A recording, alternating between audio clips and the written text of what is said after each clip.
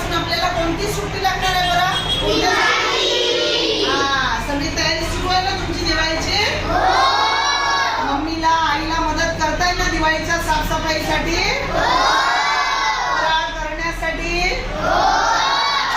मग त्याचबरोबर तुम्हाला रांगोळीसाठी सुद्धा मम्मीला मदत करायची आहे. आलं लक्षात? कसं करणार आहात? तर मम्मी आई जेव्हा तुमची रांगोळी काढणार आहे, आई काढणार, ताई काढणार, दादा काढणार, जे कोणी रांगोळी काढतील तर तुम्हाला मी काय करणार आहे, आज मी आणि माईनी तुमच्यासाठी छान छान रंग आणलेले आहेत. तुम्हाला ते पाकिट देणार, तुम्ही घरी जायचं आणि दिवाळीच्या दिवशी आईने, दादाने, ताईने रांगोळी काढली की त्या रांगोळीमध्ये छानपैकी एक रंग तुमचा भरायचा आणि ताईने, दादाने काढलेल्या रांगोळीमध्ये छानपैकी भरायचा आहे. त्याचा एक तुमचा रांगोळीसोबत फोटो काढायचा आणि तो ग्रुपवर पाठवायचा आहे. लक्षात आलं तुमच्या सर्वांच्या? मग आता काय करायचं माहिती का, आम्ही तुम्हाला कसा देणार आहे हा रंग?